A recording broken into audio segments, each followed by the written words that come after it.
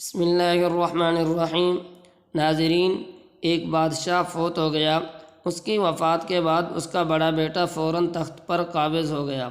بادشاہ کا دوسرا بیٹا بڑے بھائی سے خوف زدہ تھا، اس نے ملک چھوڑنے کا فیصلہ کر لیا۔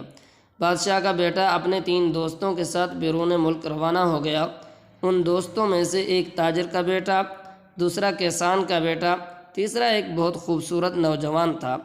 راستے میں بہتر مستقبل کے بارے میں سب دوست اپنی اپنی رائے پیش کرنے لگے۔ سب سے پہلے کسان کا بیٹا کہنے لگا، محنت سے انسان سب کچھ بنتا ہے، باقی سب باتیں بیکار ہیں۔ تاجر کے بیٹے نے ان الفاظ میں اپنی رائے کا اظہار کیا، عقل اور حسن تدبیر سب سے بڑا ہتھیار ہے، یہ نہ ہو تو انسان بیکار ہے۔ اب نوجوان کی باری تھی۔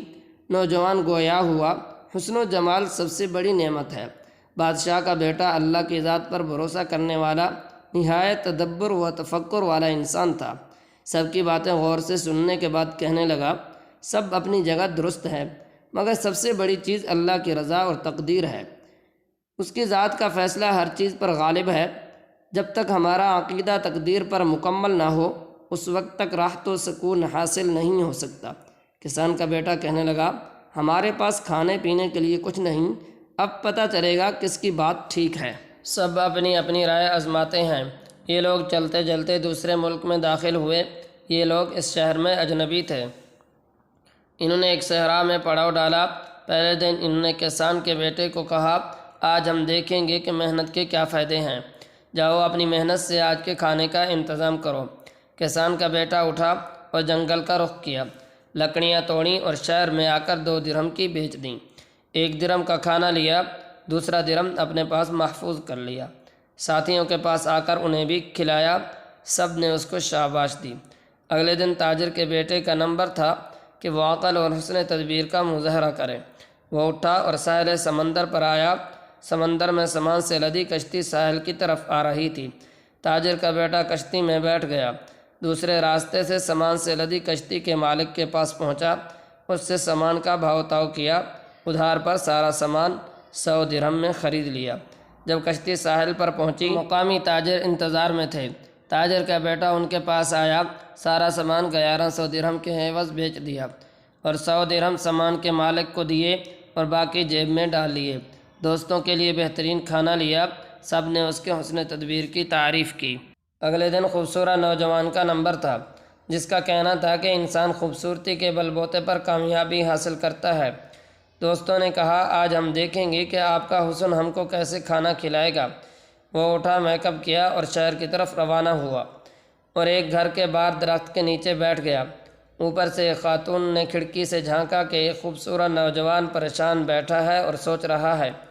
اس نے بلا کر وجہ پوچھی، کھانا کھلایا کہ مسافر ہے؟ پریشانی کی وجہ پوچھی تو اس نے دوستوں کا قصہ سنایا۔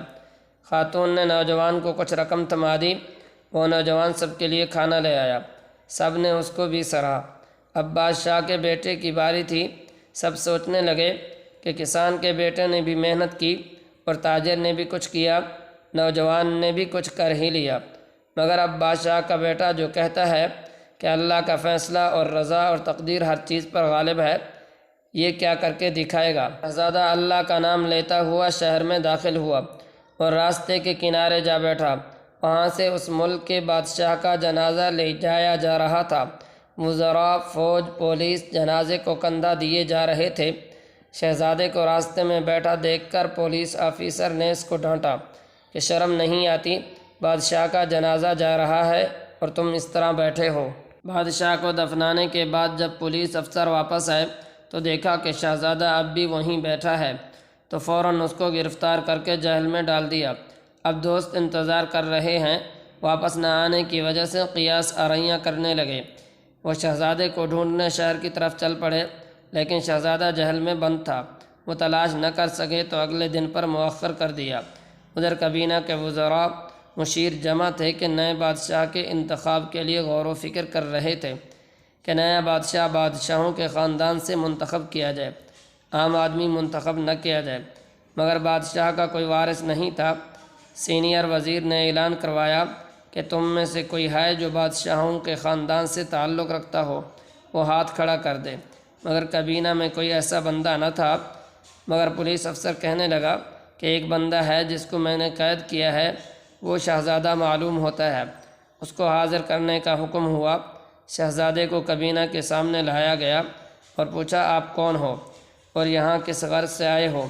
شہزادہ بولا، میں فلاں ملک کے بادشاہ کا بیٹا ہوں، باپ مر گیا اور بڑا بھائی بادشاہ بن گیا، میں اس سے خوف زدہ تھا، جان کے خوف سے ملک چھوڑ دیا۔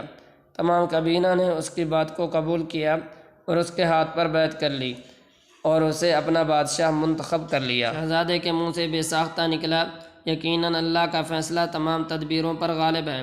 اب وزراء نے بادشاہ کو ملک کی سیر کرانے کے لیے باہر نکالا۔ بادشاہ شہر میں گشت کر رہا تھا۔ لوگ بادشاہ کے پیچھے بادشاہ زندہ باد کے نعرے بلند کرتے ہوئے بادشاہ کے پیچھے جا رہے تھے۔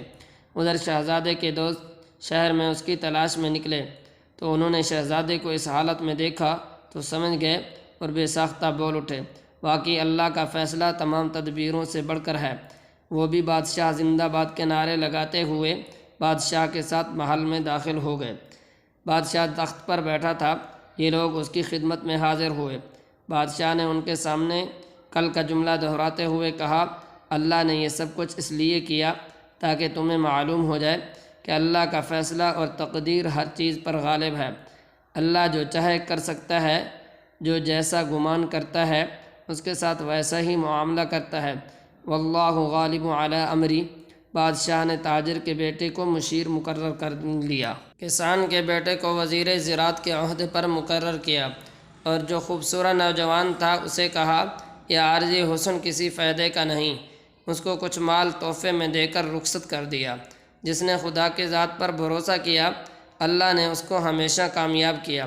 ناظرین، آپ نے بھی بارہا تجربہ اور مشاہدہ کیا ہوگا، جو مال، عقل، حسن، کمال پر اعتماد کرتا ہے وہ اس کے باوجود ناکام ہو جاتا ہے۔ عربی کا مقولہ ہے، تقدیر تدبیر پر ہنستی ہے۔ اپنا کام اخلاص اور نیک نیتی سے کرتے ہوئے اللہ پر بھروسہ کیجیے۔ اللہ سب کا حامی اور ناصر ہو۔